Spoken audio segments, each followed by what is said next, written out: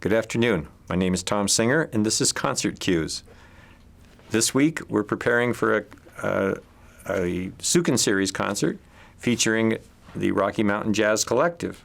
And the director of that group and sort of overall boss is Scott Jeppesen. Jeppesen. I almost put an R in there that doesn't belong.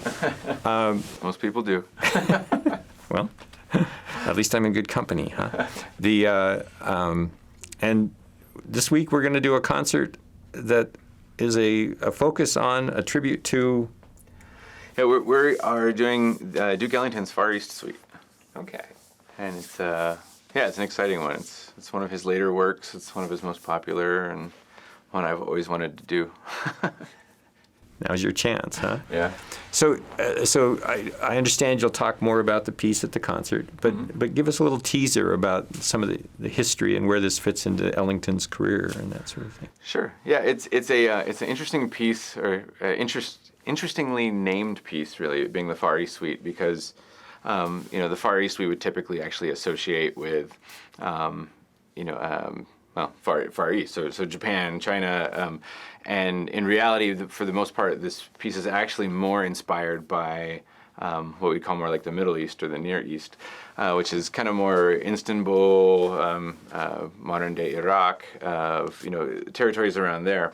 And there's actually only one piece there's 9 movements in the work total.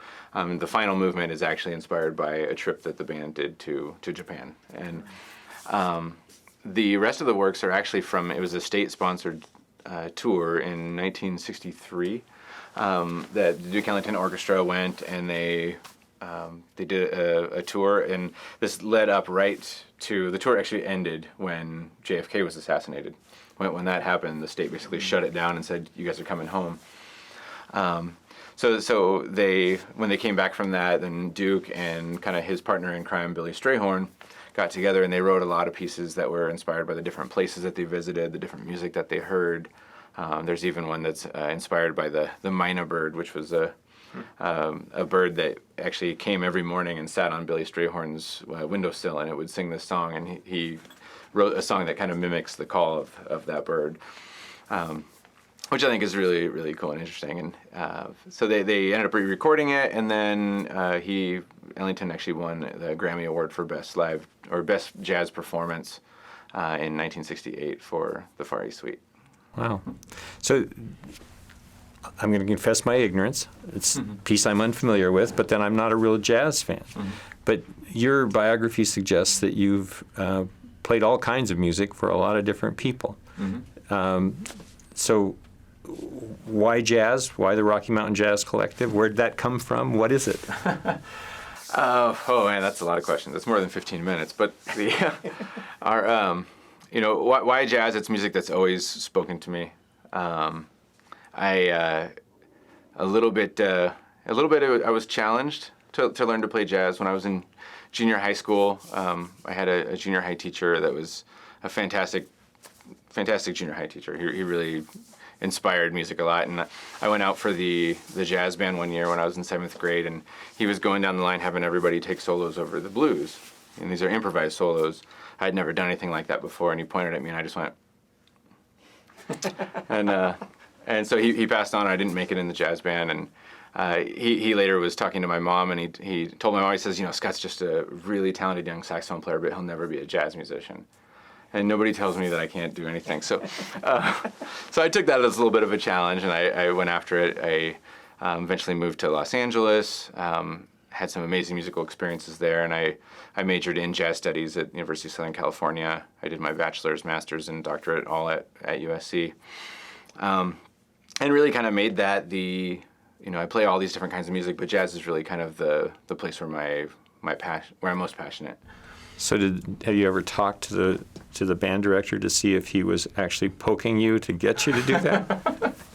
No, I think he was. I actually ended up. I'm not going to throw him under the bus. I'm not going to put any names out there, but I actually did, a number of gigs with him later on in life, and he ended up being a good friend, and So I never specifically brought that. I did mention it to him one time, and he was like, "Did I say that? I don't think I said that."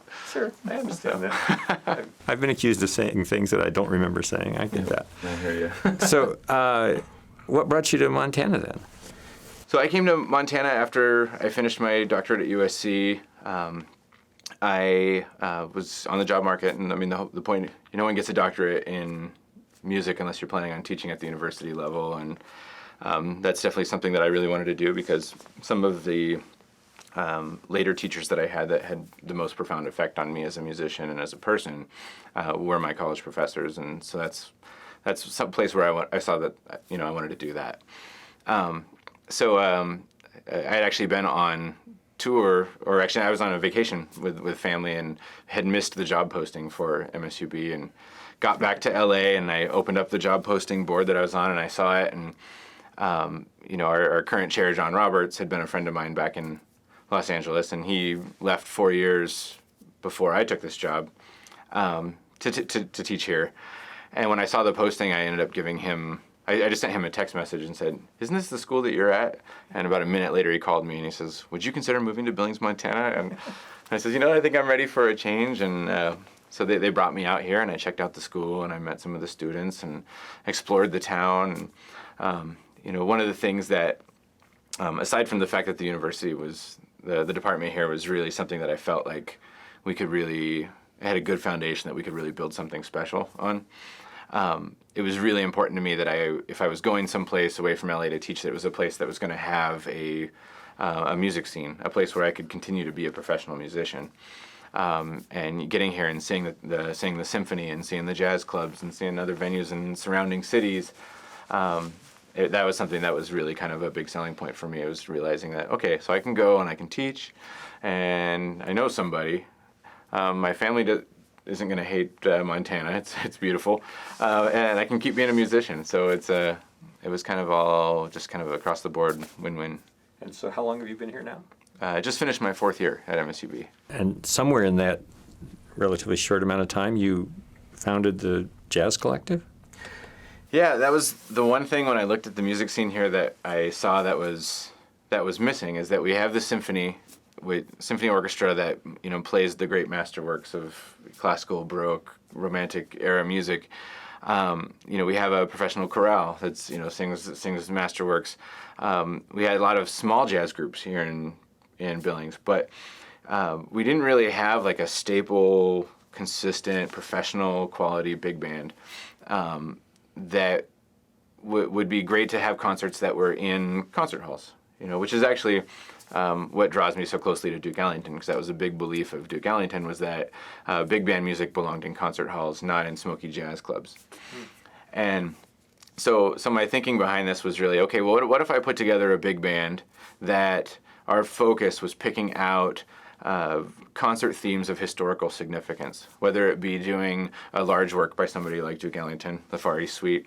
The first big band concert we did was actually Ellington Strayhorn's arrangement of Tchaikovsky's Nutcracker Suite, or picking just a specific album that we want to do the music off of, or a specific composer who's really contributed a lot to history of jazz, or it's America's pop music is jazz, and so we've got concerts planned for a tribute to Sammy Nestico. We've talked about Thelonious Monk. We're doing a tribute to Cole Porter. So it's picking out these icons that are America's version of Beethoven's and Mozart's and Bach's, and putting them in a concert venue with a really, really great band that can do that music justice.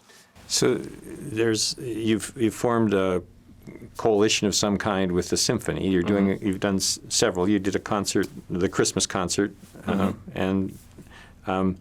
Do you also perform elsewhere, or is this kind of just connected with the symphony? No, we have actually done shows elsewhere as well. As my original thinking was, okay, I knew I wanted to get in with the symphony. I knew that was a big deal, and the executive director Ignacio and I, we share one thing in common, that we're alumni of the same university. He went to University of Southern California as well. And we met at a concert in the park a few years ago, and so I knew, okay, I got to talk to Ignacio. I got to make this happen. And So the first couple shows that we did were pretty much, it was all local musicians. The majority of the group was made up of MSUB faculty, and we did 2 shows that were both a tribute to the music of Blue Note Records. And Blue Note Records is one of the more prominent jazz record labels. They were celebrating their 80th anniversary of their founding in the year that we did those 2 concerts. So we just kind of took like greatest of from a lot of the albums in the heyday of Blue Note Records. And we did 2 different shows. One of them was here at the Recital Hall at MSUB, and then another one was down at the Craft Local. We did another one also here with a guest artist, Steve Owen from University of Oregon joined us, and we performed the music from an album called Blues and the Abstract Truth, written by a saxophonist named Oliver Nelson. And so that one was a lot of fun. So we kind of were mixing up, and I've got some ideas for some, Brazilian type themed concerts that'll all go underneath the moniker of Rocky Mountain Jazz Collective.